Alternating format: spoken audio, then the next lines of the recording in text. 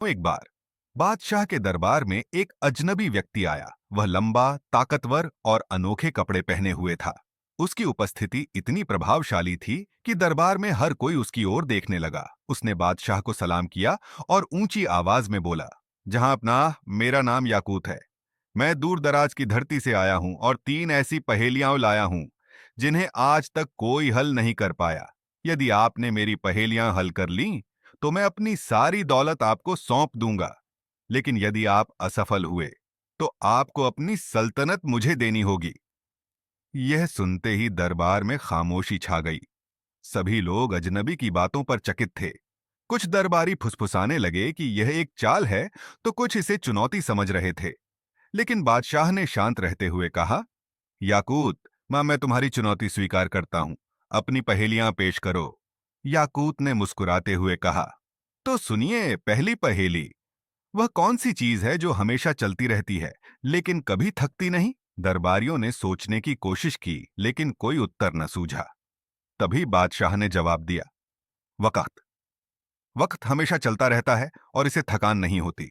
याकूत ने सिर झुकाया और कहा, सही जवाब। फिर उसने दूसरी पहेली पूछी, ऐसी कौन सी चीज है जो जितनी बांटोगे उतनी ही बढ़ती जाती है? दरबारी परेशान दिखे, लेकिन बादशाह ने तुरंत उत्तर दिया, मोहब्बत। यह ऐसी चीज है जो जितनी बांटी जाए उतनी ही बढ़ती है। याकूत ने स्वीकार किया, आपने फिर से सही उत्तर दिया। अब बारी थी तीसरी और सबसे कठिन पहेली की।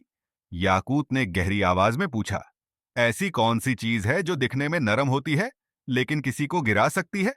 पूरे दरबार में खामोशी छा गई। लोग सोच में डूब गए। कुछ दरबारी उत्तर देने का प्रयास कर रहे थे, लेकिन बादशाह ने आत्मविश्वास से कहा, शब्द।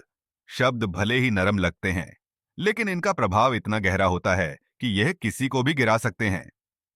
याकूत दंग रह गया। उसने सिर झुका लिया और बोला, जहां अपना, आपने मेरी तीनों पहेलियां हल कर लीं।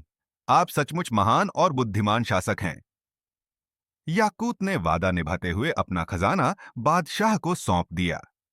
दरबार में खुशी की लहर दौड़ गई और बादशाह ने सबको सिखाया कि धैर्य और बुद्धि से हर समस्या का हल संभव है।